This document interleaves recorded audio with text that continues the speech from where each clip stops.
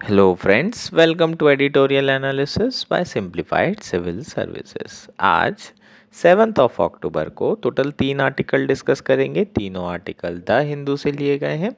एक आर्टिकल कल संडे का है, इम्पॉर्टेंट आर्टिकल था, उसे डिस्कस किया जाएगा। बाकी 2 आर्टिकल आज आज के द हिंदू हैं उससे डिस्कस करेंगे और आज के आर्टिकल भी बहुत अच्छे आए हैं।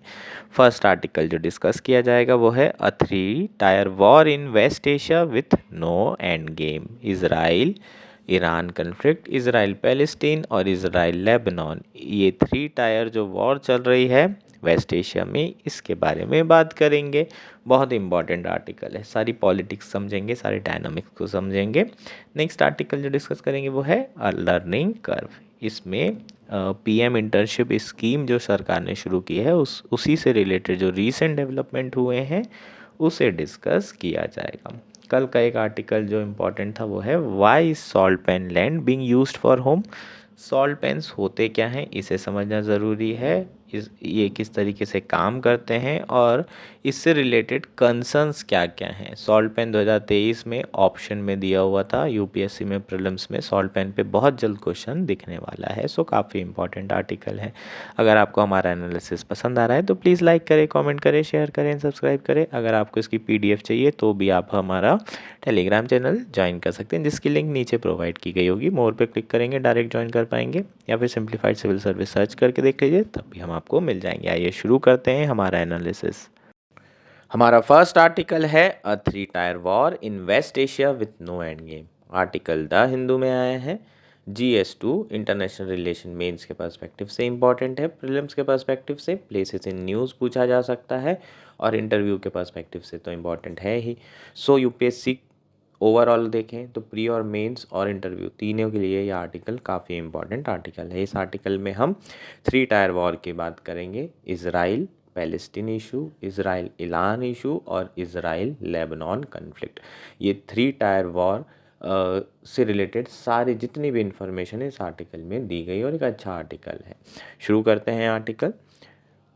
2020 में अब्राहम अकॉर्ड साइन किया गया by Israel, UAE, Bahrain, Morocco, और इसी के साथ अरब और इज़राइल पार्टनरशिप में एक न्यू एज देखने को मिली, normalisation of relation between Arab and Israel countries. So सबको लगा कि यार अब तो वेस्ट एशिया में चैलेंजेस कम हो गए हैं और शांति हो रही है। सऊदी अरेबिया भी इज़राइल के साथ जो है अपनी रिलेशन नॉर्मलाइज करने ही वाला था। ऑलमोस्ट जो डायलॉग्स चल रहे थे वो एडवांस स्टेज तक पहुंच गए थे। इसके अलावा G20 के समय में जो यूएस प्रेसिडेंट जो बाइडन हैं उन्होंने एक इकोनॉमिक कॉरिडोर भी अनाउंस किया था, जो कि इंडिया को यूरोप से कनेक्ट कर रहा था वाया पर्शियन गल्फ, और इसमें जॉर्डन, इज़राइल, सऊदी अरेबिया, ये सारी कंट्री थी। तो इस प्रोजेक्ट के थ्रू इकोनॉमिक जो ग्रोथ है उसे बढ़ाने की कोशिश की गई और जो इस रीजन है उसमें स्टेबिलिटी इंश्योर करने की कोशिश की गई। सो ओवरऑल अगर बात करें तो यूनाइटेड स्टेट्स के हिसाब से जो रीजन था वो क्वाइटर था, स्टेबल था। कुछ पेरिनियल चैलेंजेस ज़रूर बचे थे मिडिल ईस्ट में, जैसे कि इज़राइल पैलेस्टीन कन्फ्लिक्ट, लेकिन बाय एंड लार्ज यहाँ पर शांति ऑलमोस्ट हो रही थी और उनके हिसाब से the region is quieter than it has been for decades. लेकिन उसके बाद अक्टूबर 7 को हमास का डेडलियस्ट अटैक हुआ इजराइल के ऊपर, जिसमें 1200 लोगों की जान गई, 250 लोगों को हॉस्टेज बना लिया गया और दोबारा से जो इज़राइल पैलेस्टीन कन्फ्लिक्ट है जो 75 70 80 सालों से चल रहा है वो कन्फ्लिक्ट दोबारा से शुरू हो गया। सो दोबारा से इस रीजन में वापस केओस और वापस इनस्टेबिलिटी आ गई। Israel believe that it had established a new status quo occupation without consequences. The Arab believed that the Palestine issue had lost its geopolitical currency and they could go ahead with formalizing their decades-long backroom relationship with Israel. The US wanted to bring the Sunni Arabs and Israelis, two pillars of West Asia strategy, closer in its bid to reshape West Asia and isolate Iran. So यहाँ पर सबसे पहले Israel को लगा कि वो status को बदल सकता है विदाउट एनी कॉन्सिक्वेंसेस। वो ऑक्यूपेशन पे ऑक्यूपेशन किया जा रहा था, पैलेस्टीन में सेटलमेंट किया जा रहा था अपने लोगों का, और उसे लगा कोई कॉन्सिक्वेंस नहीं होंगे। सो पहली गलती इसराइल ने की। दूसरा, अरब कंट्रीज़ को लगा कि अब पैलेस्टीन इशू बड़ा इशू नहीं रहा है और वो वापस अपने रिलेशन नॉर्मलाइज कर सकते हैं। यूनाइटेड स्टेट्स ने कोशिश की कि जो सुन्नी अरब्स हैं प्लस इज़राइल, जो कि वेस्ट एशिया स्ट्रेटेजी के दो इम्पॉर्टेंट पिलर हैं, उनको एक साथ लाया जाए, और जो थर्ड पिलर है वो है ईरान। सो वेस्ट एशिया की थोड़ी सी पॉलिटिक्स को समझना ज़रूरी है। सो वेस्ट एशिया में तीन प्लेयर हैं। पहला है इज़राइल जो कि जूस है, दूसरा है आपका ईरान जो कि शिया स्टेट है ना, यहाँ पर शिया मुस्लिम्स होते हैं, और तीसरा है सऊदी अरेबिया। सो ईरान और सऊदी अरेबिया में एक तरीके से कोल्ड वॉर चलती रही है। क्यों? क्योंकि यहाँ पर सेक्टेरियन कन्फ्लिक्ट रहा है शिया और सुन्नी के बीच में। जहाँ पर भी सुन्नी मेजॉरिटी में होते हैं वहाँ पर ईरान वहाँ के जो माइनॉरिटी शियाज हैं उन्हें सपोर्ट करता है। जैसे कि यमन की बात करते हैं, यमन में जो गवर्नमेंट है वो सुन्नी गवर्नमेंट है, और वहाँ पर जो हाउदीज़ हैं जो कि मिलिटिया ग्रुप है वो शिया हैं। सो अल्टीमेटली ईरान क्या चाहता है कि जितने भी शिया हैं उनका इन्फ्लुएंस इस रीजन में बढ़े, और अगर शिया का इन्फ्लुएंस बढ़ेगा इस रीजन में तो अल्टीमेटली जो ईरान का इन्फ्लुएंस है इस पर्टिकुलर वेस्ट एशिया रीजन में वो तेज़ी से बढ़ेगा। सो ये दोनों के बीच में प्रॉब्लम क्या है? इन्फ्लुएंस बढ़ाने की, और उसके सेक्टोरियल रीजन्स हैं, सेक्टेरियन रीजन्स है, रिलीजियस रीजन है, शिया सुन्नी वाला इशू है। चीज़ें क्लियर? तीसरा प्लेयर है इसराइल। पहले ये दोनों साथ में मिलके डील कर रहे थे, लेकिन अब देखें तो अरब कंट्री जितने भी सुन्नी अरब्स हैं उनके साथ धीरे धीरे रिलेशन नॉर्मलाइज हो रहे हैं इसराइल के। ठीक। सो इसराइल तो अपना अकेले वॉर लड़ रहा है सबसे, आसपास जितनी भी अरब कंट्री है सबसे वॉर लड़ रहा है, और अपने एग्जिस्टेंस के लिए वॉर लड़ रहा है, और अभी भी एग्जिस्ट कर रहा है। अभी अकेला तो नहीं कर पाता, इसे अनकंडीशनल सपोर्ट है यूनाइटेड स्टेट्स का। और यहाँ पर अगर अभी के प्रेजेंट की बात करें तो Israel US support, Saudi Arabia US support, China और रशिया ईरान सपोर्ट। सो ये एक पावर पॉलिटिक्स थिएटर बन चुका है जहाँ पर बड़ी कंट्रीज़ जो है अपना अपना सपोर्ट कर रही है, और इसी कारण से ये जो रीजन रहा है वहाँ पर बहुत क्यूस रहा है। और उस दूसरा कारण क्या है? यहाँ पर ऑयल मिल रहा था। ऑयल मिलने के कारण भी जो बड़े कंट्रीज़ हैं जो सुपर पावर हैं उनका इंटरेस्ट इस रीजन में हमेशा बना रहा है। चाहे वो इराक इन्वेजन हो, है ना, इराक में इन्वेजन किया था यूनाइटेड स्टेट्स ने, और सद्दाम जो हुसैन है उसकी डिक्टेटरशिप को ख़त्म किया था, कहा था कि ये बॉम्ब बना रहा है। उसके बाद से इराक में आज तक के गृह युद्ध चल रहा है। सो इस तरीके से ये जो रीजन है, अगर इसकी क्योस, इसकी इनस्टेबिलिटी का कोई एक रीज़न है तो वो सिर्फ यूनाइटेड स्टेट्स है ना। यूनाइटेड स्टेट्स के अपने बेनिफिट के लिए इंटरवेंशन करने के कारण ये रीजन बहुत ज़्यादा अनस्टेबल हो चुका है। पहले यूएस ने ईरान को भी सपोर्ट किया था ना। 1979 के बाद से वहाँ पर जो लोकल थे उन्होंने यूएस बैक गवर्नमेंट को गिरा दिया, और उसके बाद से ये दोनों एंटी चल रहे हैं, और यूएस और ईरान दोनों एक दूसरे से बेहद नफरत करते हैं। एक और चीज़, ईरान के जो डिप्लोमेट्स हैं यार वो one of the best in the world है ना।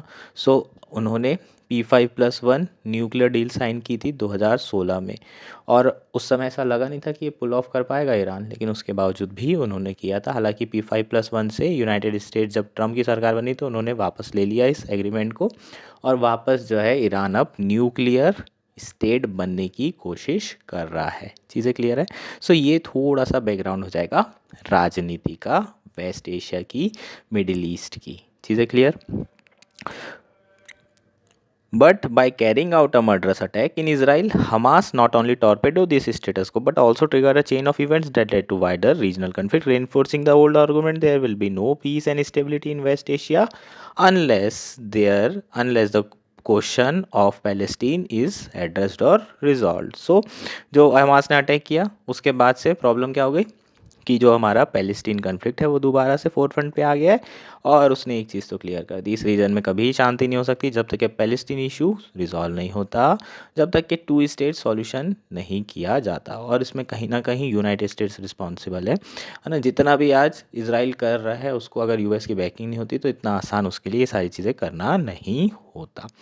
Before October 7 Israel had been treating Palestinian violence as a security nuances, but after a Hamas attack, the first large-scale one in the Israel proper since 1978, the narrative shifted. Now Israel is fighting an existential war against terror. Israel marched to Gaza with fire and fury. Over the past 12 months, Israel Defense Forces have killed more than 41,000 Palestinians and injured nearly 1 lakh Palestinians. Nearly the whole population of Gaza has been 2.3 has been displaced.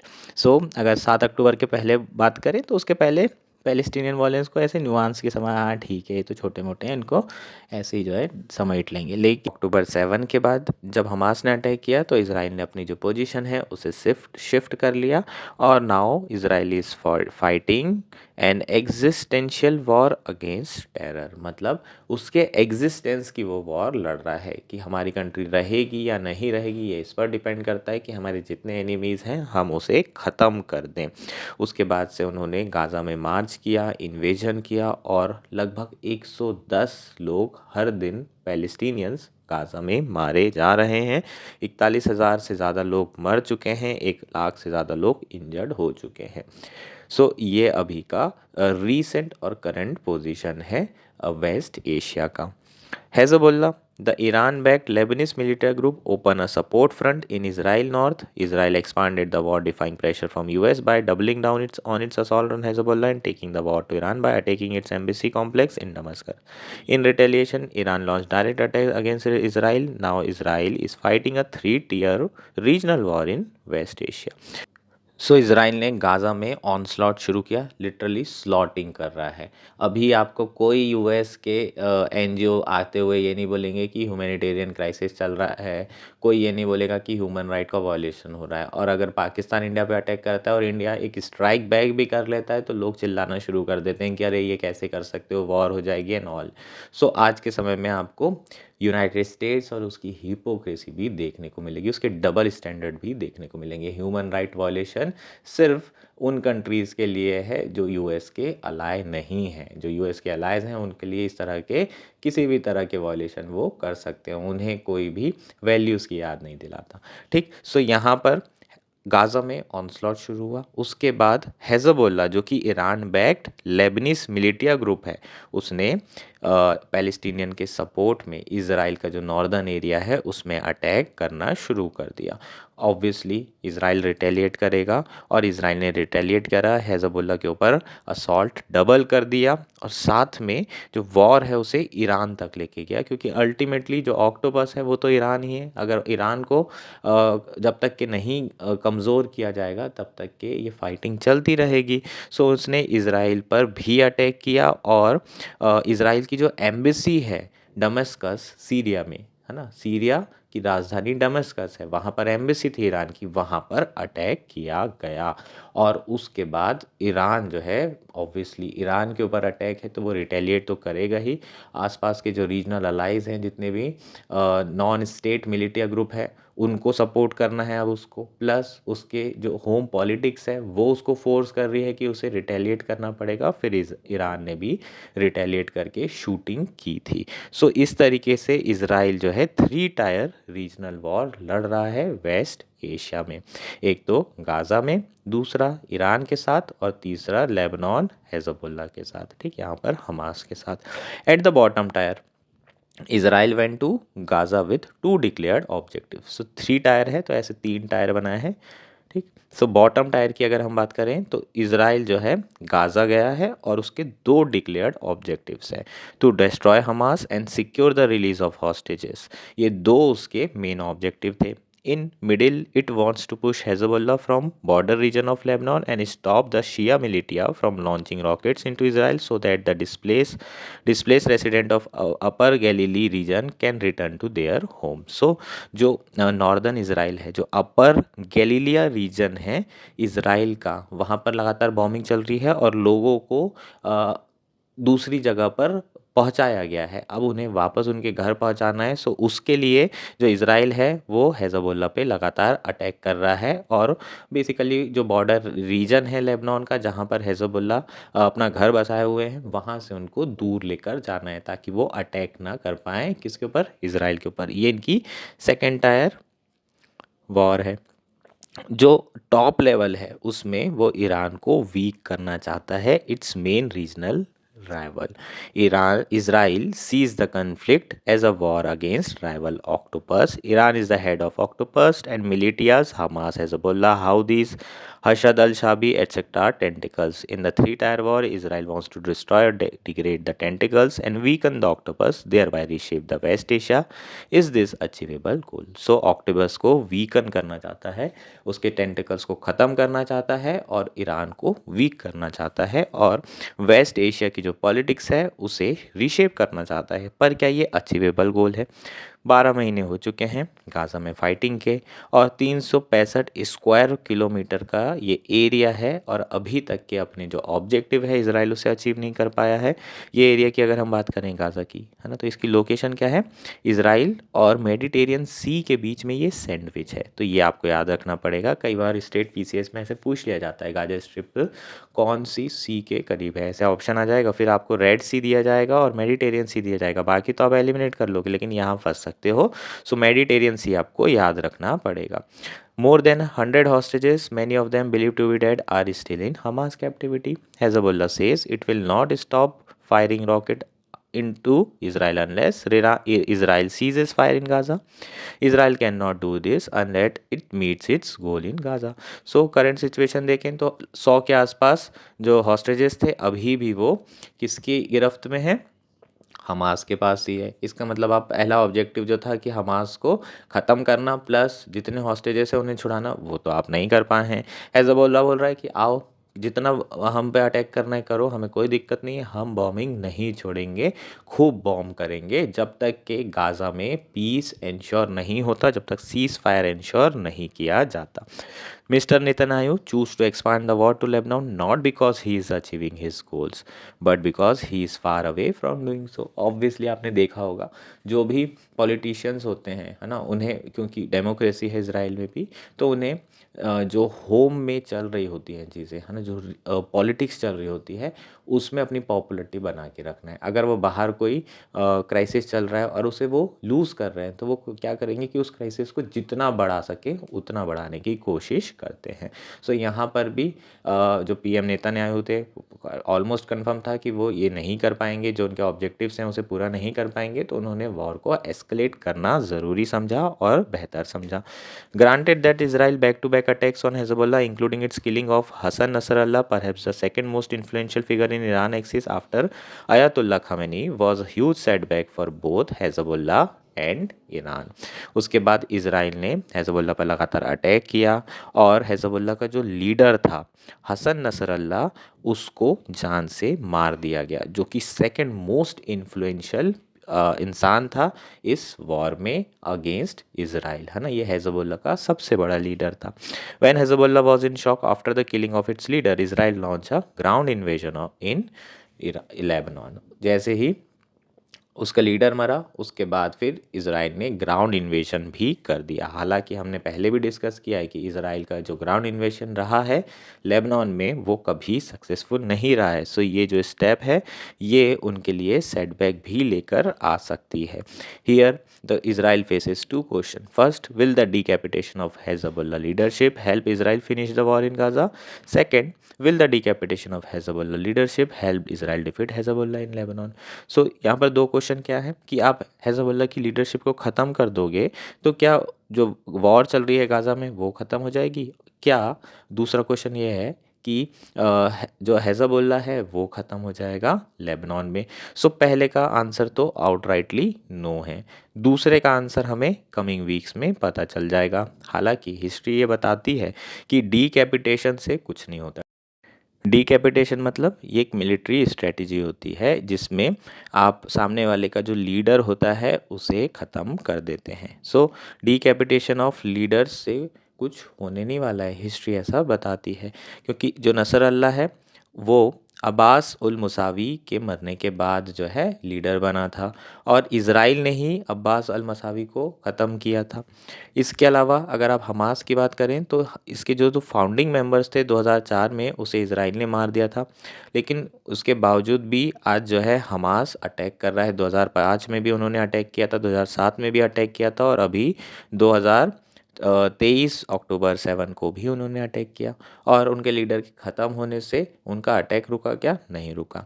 आज Hezbollah जहाँ पर है वो उनके leader के ख़त्म होने के बाद है। सो एक लीडर जाएगा तो दूसरा लीडर आ जाएगा। सो ये डीकैपिटेशन वाली जो स्ट्रैटेजी है ये काम नहीं कर सकती है। और फिर जो थर्ड प्रॉब्लम है वो ईरान है। Israel has proved in the past that it carry out a pinpoint attack inside Iran, which shows the deep penetration of its intelligence in the Islamic Republic. Israel is said to carry out a decisive attack in Iran in retaliation from October 1 ballistic missile attack by Iranians. But will that deter Iran from launching another attack or supporting the Axis? If it does not, what Israel, Iran, and the region as a whole will get in shooting match between the two most powerful actors of the West Asia. So जो third problem है वो Iran है। Iran के अंदर strategic attack Israel जो है कर रहा है, लगातार अटैक कर रहा है। और ऑब्वियसली जो इज़राइल है वो मिलिट्रीली बहुत ज़्यादा एडवांस कंट्री है, लेकिन प्रॉब्लम क्या है, ईरान को नहीं समझता है। अगर उस पर अटैक करोगे तो फिर वो रिटेलिएट करेगा 400 मिसाइल भेज करके, 400 मिसाइल स्ट्राइक करके, जो कि अभी 2-3 दिन पहले उन्होंने किया था 1 अक्टूबर को। सो इस तरीके से मिलेगा क्या, रिजल्ट क्या आएगा? क्या सीज फायर होगा? नहीं। क्या पीस होगा? नहीं। कोई जीतेगा? नहीं। कोई हारेगा? बिल्कुल सब हार जाएंगे। इस तरह की वॉर में सारे लोग हार रहे हैं। और पॉसिबिलिटी ये भी है कि ईरान जो है अपनी न्यूक्लियर डॉक्ट्रिन चेंज कर दे। रिसेंटली ईरान में 4 मैग्नीट्यूड का अर्थक्वेक डिटेक्ट किया गया और बहुत सारे लोगों का कहना ये है कि ये अर्थक्वेक नहीं था, ये न्यूक्लियर एक्सप्लोजन था और ईरान ने अपना फर्स्ट न्यूक्लियर बॉम्ब टेस्ट किया है। अगर न्यूक्लियर कैपेसिटी ईरान के पास आ जाती है, अगर वो न्यूक्लियर स्टेट बन जाता है, तो जो पावर डायनामिक्स है वो ईरान की तरफ शिफ्ट होगा। वो इसलिए होगा क्योंकि वी नेवर नो कि ईरान इतना रिस्पॉन्सिबली बिहेव करेगा या नहीं करेगा। जिस तरीके से वो इसराइल पर रॉकेट स्ट्राइक्स कर रहा है, ये एक बहुत बड़ा क्वेश्चन मार्क होगा। और अगर उसने अपनी डॉक्ट्रिन बदल दी, न्यूक्लियर डॉक्ट्रिन, तो जो कन्फ्लिक्ट है वो बहुत ज़्यादा एस्केलेट हो सकता है। There is a conflict loop where no side is returning its rival. With no way to break out of loop, Israel choose to climb up the escalation ladder to dial down the heat in the region. There has to be first ceasefire in Gaza. So ये जो conflict है वो loop में फंस गया है और किसी को किसी से कोई डर ही नहीं है, कोई डिटरिंग फैक्टर ही नहीं है।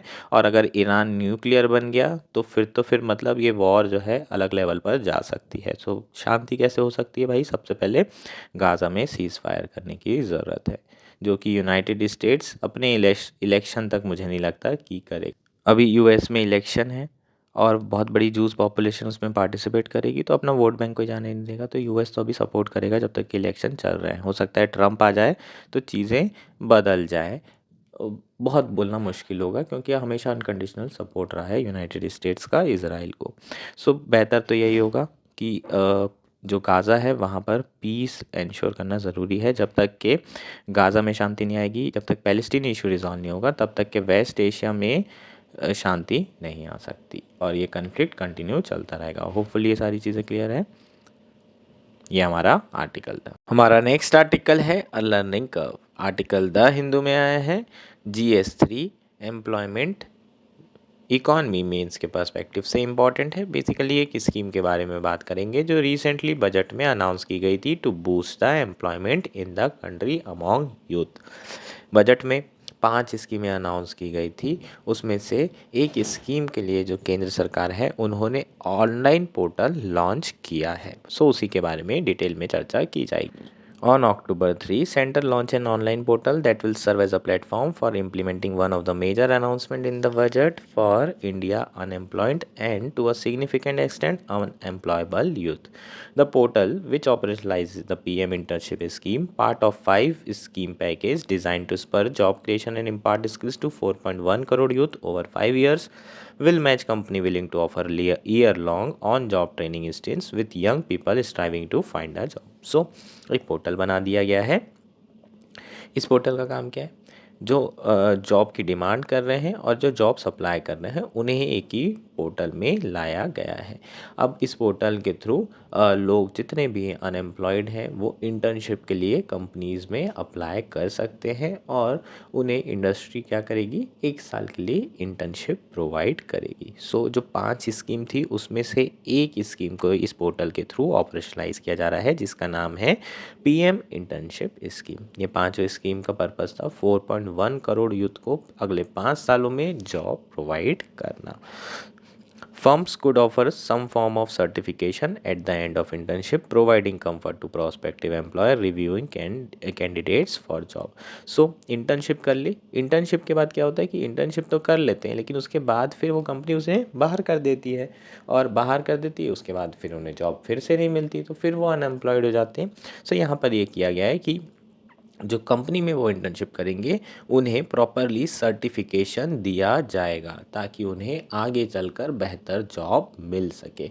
कुछ लोगों को तो कंपनी अपनी ही कंपनी में रख लेगी, एम्प्लॉय कर लेगी अगर उन्हें लगेगा कि ये जो बच्चे हैं बहुत अच्छा काम कर रहे हैं तो उन्हें वहीं पर जॉब मिल जाएगी, लेकिन सबको तो नहीं रख सकती। सो सबको नहीं रख सकती तो उनको प्रॉपर सर्टिफिकेशन दिया जाएगा और वो दूसरी जगह जा कर के जॉब कर पाएंगे।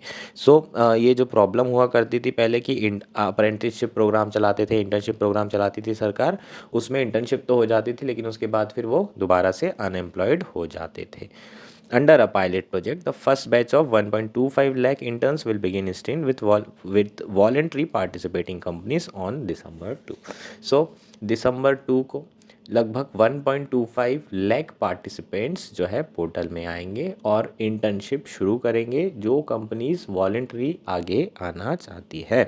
While the government has consulted industry bodies before and after announcing the scheme, it is rightly cautious before scaling it up to meet the target of creating 1 crore internship by March 2029. So obviously सरकार ने industry से consult किया होगा, उन्हें labours की ज़रूरत है, interns के थ्रू उन्हें सस्ते लेबर मिल जाएंगे। इनफैक्ट सरकार भी खर्चा उठा रही है, हार्डली जो है जो कंपनीज़ है वो पैसा देंगी, 500 रुपये महीने का आसपास उनके ऊपर खर्चा आएगा एक बच्चे के ऊपर। सो इतना कम खर्चा कंपनी के लिए 500 रुपये में लेबर मिल रहा है, उन्हें क्या दिक्कत है। तो वो तो आगे बढ़ चढ़ करके लोगों को इंटर्नशिप देना चाहेगी। तो कंपनी से कंसल्ट तो किया लेकिन एक साथ इस स्कीम को हम स्केल नहीं कर सकते। जो टारगेट है वो 1 करोड़ इंटर्नशिप का है बाय 2029 अगले 5 सालों में, लेकिन तुरंत के तुरंत आपने एकदम से स्केलिंग कर दी और बहुत सारे यंग लोगों को इस पोर्टल में ले आए और फिर उन्हें इंटर्नशिप नहीं मिल रही तो गड़बड़ हो जाएगी। सो थोड़ा कॉशियस अप्रोच है अभी तक के गवर्नमेंट की। The lesson learn from the pilot project will inform the final scheme design. Some insights will be apparent in the initial process of matching applicants to companies but the full scope of outcomes can only be assessed after December 2025 when the interns re-enter the job market.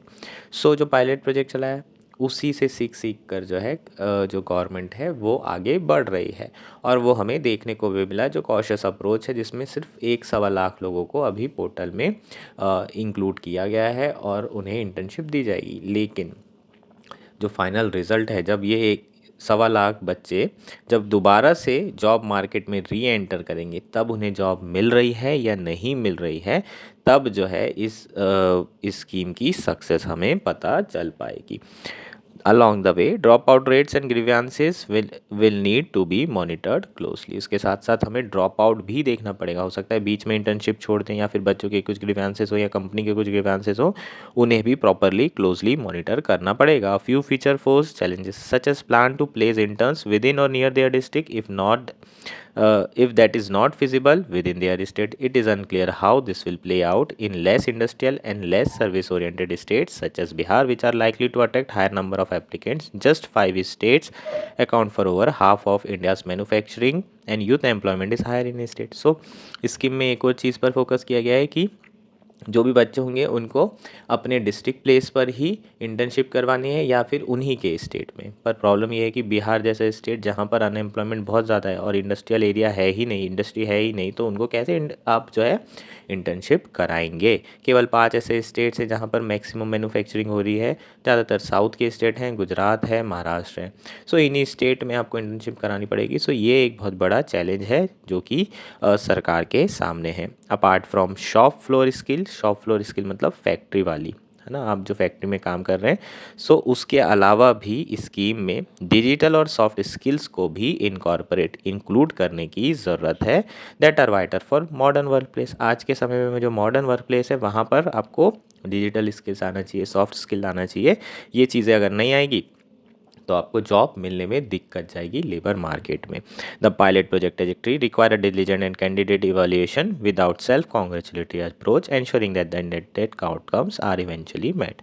सो जो pilot project बढ़िया चल रहा है उसको हमें diligently evaluate करने की ज़रूरत है विदाउट सेल्फ कॉन्ग्रेचुलेटरी अप्रोच। ऐसे सरकार अपना पीठ ना थपथपाने लगे कि देखो हमने स्कीम बढ़िया चला दी, और इंश्योर करना है कि जो आउटकम्स हैं वो फाइनली मेट हो रहे हैं। ये हमारा आर्टिकल था। होपफुली ये आर्टिकल आपको क्लियर हो गया होगा। हमारा नेक्स्ट और आज का लास्ट आर्टिकल है why is salt pan land being used for Holmes.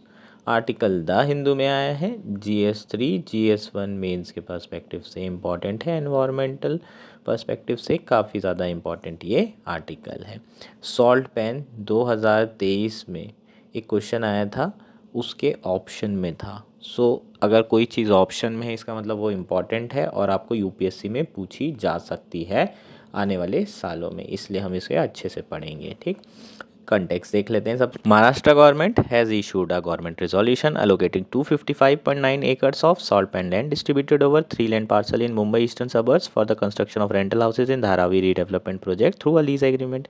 So recently Maharashtra government ने एक रिजोल्यूशन इशू किया है जिसके थ्रू उन्होंने 255.9 एकड़ of salt pan land issue की है एक लीज एग्रीमेंट के through for the Dharavi redevelopment project. और रीडेवलपमेंट प्रोजेक्ट में यहाँ इस पर्टिकुलर लैंड में रेंटल हाउसेस कंस्ट्रक्ट किए जाएंगे। ये प्रोजेक्ट किसको मिला है? अदानी को मिला है। सो अल्टीमेटली ये जो लैंड किसको मिल रही है? अदानी को मिल रही है। यहाँ पर हाउस कंस्ट्रक्ट करेगा और जो धारावी है जो कि एशिया की सबसे बड़ी स्लम है उसमें से लोगों को निकाल करके यहाँ पर रिहेबिलिटेट किया जाएगा। बेसिकली धारावी को रीडेवलप किया जा रहा है, उसके लिए सरकार ने लैंड दी है।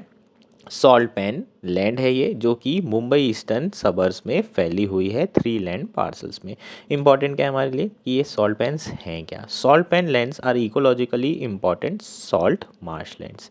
ठीक, ये इकोलॉजिकली इंपॉर्टेंट सॉल्ट मार्शलैंड्स होते हैं। They are low lying areas around the shore that are used for salt cultivation. They act as a holding ponds and work as a spongy for the absorption of rain।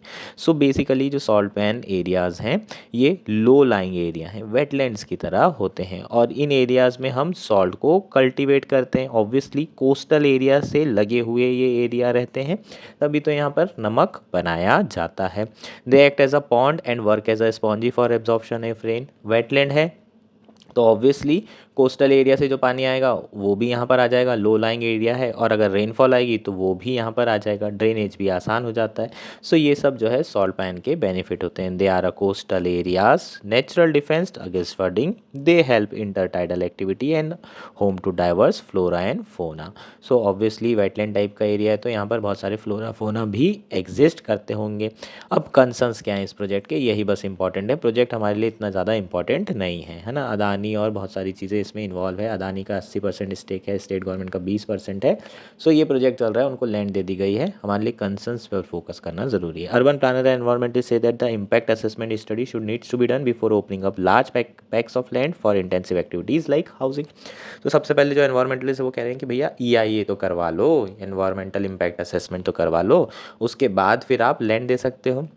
They also says that the salt pan lands on the Eastern Express Highway have played an important role in keeping the eastern suburb free from the flooding।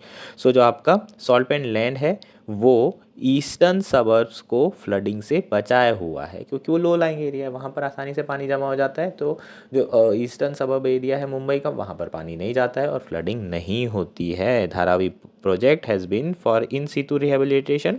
Urban planner point out that handing over land parcel in different parts of the city for developer will lead to formation of ghettos। जो urban planner developer है उनका ये कहना है कि अलग अलग जगह पे लैंड दे दोगे सिटी में तो घीटोस बन जाएंगे। घीटोस का मतलब क्या है?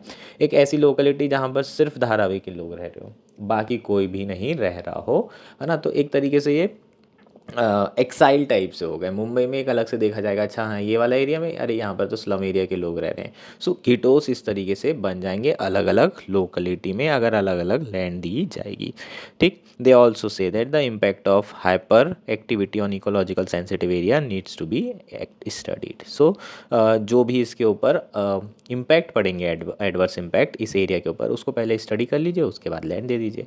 सो ये हमारा कंप्लीट आर्टिकल था। That's it for today. Thank you and enjoy your day.